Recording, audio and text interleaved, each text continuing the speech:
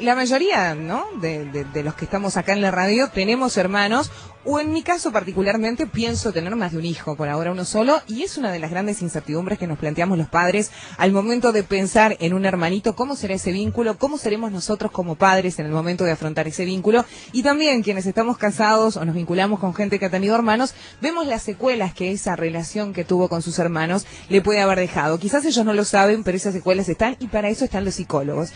Pero además de los psicólogos están los libros, y por eso nos detenemos en este arranque de Tarea Fina con este libro Hermanos, vínculos que dejan huella, de Fanny Berger, a quien le damos ya la bienvenida porque, como dice en la parte trasera del libro que nos introduce ya en este maravilloso mundo, nadie nace sabiendo vincularse con el otro, eso se aprende en el hogar y a través del ejemplo de los adultos y el ejemplo que le brindamos a los pequeños. Fanny, bienvenida a Tarea Fina, ¿cómo estás? ¿Qué tal? ¿Cómo andan? Gracias Muy por la bien. entrevista. Por favor, un placer este libro.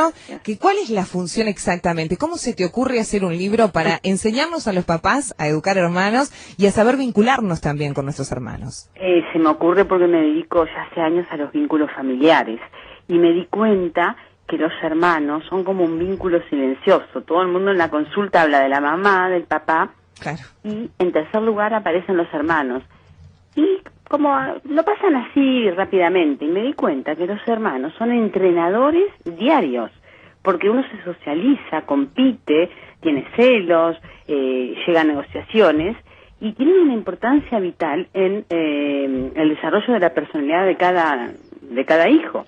Tú pones un ejemplo, además, en tu libro, de que te llegó un chico, Daniel, a la consulta, y te contó sus experiencias con su hermano. Mucho tiempo después, otro muchacho, creo que es Javier, si no me equivoco. Pues, los nombres son inventados. Sí.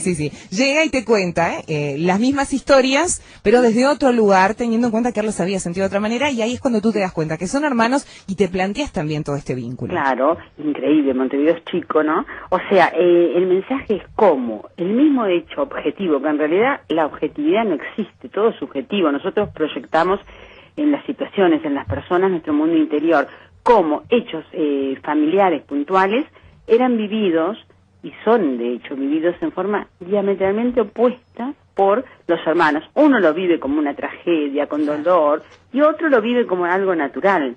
Entonces, fíjate qué diferencia en el desarrollo de los vínculos y de la personalidad. Claro.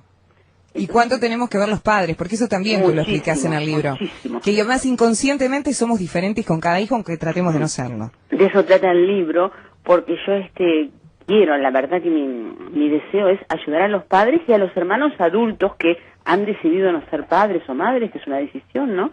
Y para ayudarlos a que revean su propia historia familiar y puedan hacer las paces por lo menos con los hermanos, ¿no?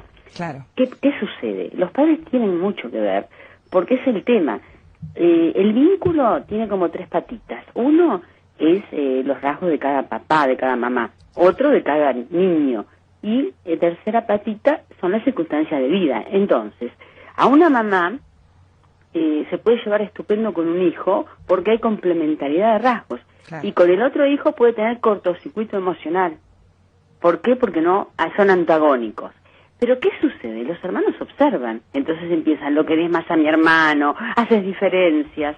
Entonces la sugerencia o el mensaje a los padres es, sí, cada vínculo es único, inclonable, y de esto se desprende que el trato es desigual. No hay que ocultar eso, pero sí hay que decir la verdad a los chicos. Cuando los hermanos demandan o se quejan, lo querés más al otro, lo preferís, a él sí y a mí no, explicarle, o sea, el amor yo no lo pongo en duda. Los chicos lamentablemente llegan a conclusiones erróneas y que hacen muy dañinas, ¿no? No me quieren. En realidad la mamá, el papá tiene que decir, mirá, contigo me llevo bien, con tu hermano choco por esto. O sea, describir sin juzgar ni evaluar qué le pasan los vínculos.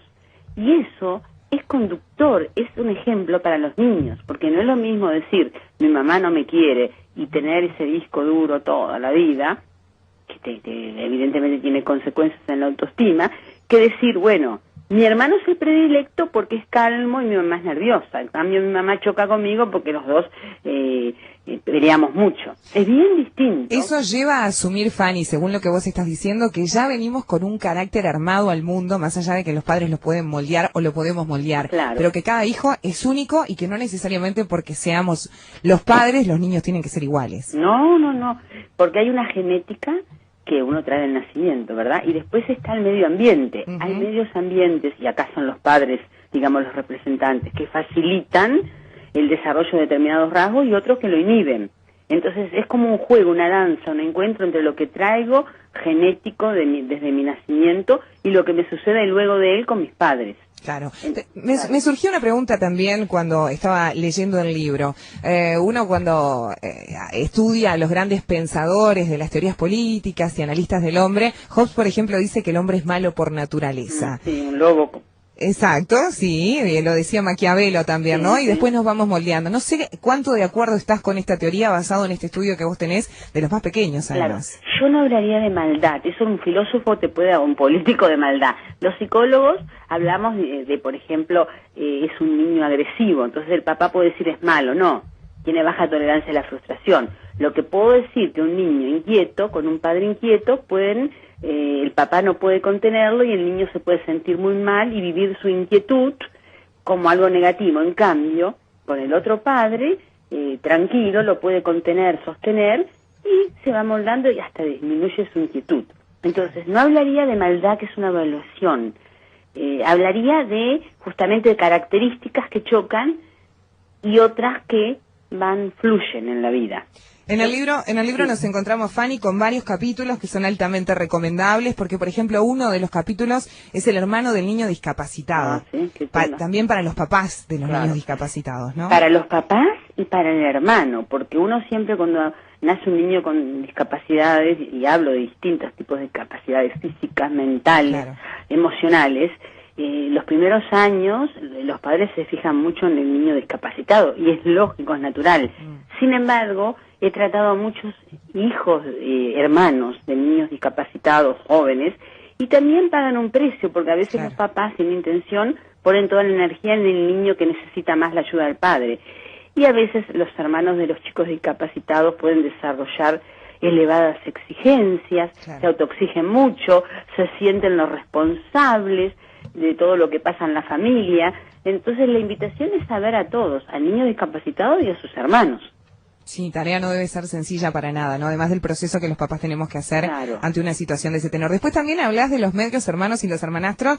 Más que nada, hablás de cuando viven en casas separadas, pero me interesó mucho cuando los medios hermanos y hermanastros conviven bajo el mismo techo, una situación que se da muy comúnmente hoy por hoy. Claro, ahí sí que son entrenadores, y ahí ellos desarrollan, los medios hermanos y los hermanastros desarrollan la capacidad de la negociación. Imagínate, sí, los hermanos que tienen igual mamá y papá tienen problemas, Claro. vienen de la misma familia. Imagínate cuando vienen de familias con madres o padres distintos. Entonces, puede haber muchos choques y ahí hay que negociar, hay que respetar lo que trae el otro hermano, porque lo trae del padre que no comparten, ¿verdad? O sea, Claro. y eso es importantísimo, porque a veces me he encontrado con a veces con creencias muy tristes donde mi medio hermano fue a tal colegio, por eso le va bien en la vida, Claro. yo no pude ir a ese colegio. Entonces a veces uno pone todo en la educación, en lo económico, pero hay otras heridas emocionales que están ahí abiertas. Sin duda. Es interesantísimo realmente el libro porque también habla del hijo sobreprotegido, de la madre sobreprotectora y del hijo idealizado. Esa es una típica respuesta de los padres. Mi nene no, ¿no? Mi nene es maravilloso, los que se equivocan son siempre los demás. Eso es bastante peligroso, te diré, Claro. porque el hijo idealizado es el hijo que justamente el papá se relaciona con, pone el foco todo en los aspectos positivos, y no mira que es un niño con luces y sombras, lo vive como perfecto, pero no lo puede educar, porque si uno idealiza a un hijo, no puede educarle y ponerle límites. Claro. Entonces, atención a los Ni padres le que enseña. piensan eso, que toda la culpa viene del mundo exterior. Claro. Es muy peligroso. Ni le enseña tampoco a aceptar las críticas, ¿no? Sanamente. Claro, es que yo creo que el padre ve todo lo bueno, y la pregunta que hago en el libro, y aprovecho para decirla ahora, ¿qué le pasa a una persona, a un papá o una mamá que idealiza a un hijo. ¿Qué le pasa con el mismo que solo puede conectarse con lo lindo y no puede ver otros aspectos? Sin duda. Fanny, la verdad, felicitaciones por Gracias. el libro, Editorial Urano, una encuadernación preciosa además, un libro que lo pueden encontrar en todas las librerías y que realmente vale la pena para aquellos que todavía tienen vínculos incluso sin solucionar con sus hermanos y muy importante para los papás también. Claro. Bueno, muchas gracias por la entrevista. Por favor, muchísimas gracias, Fanny. A vos, A las a órdenes, todos. cuando estés con un nuevo libro, por supuesto, vamos a estar nuevamente conversando. Bueno, muchas gracias. Muy Chao. bien, la psicóloga Fanny Berger hablaba con nosotros. Hermanos, vínculos que dejan huellas.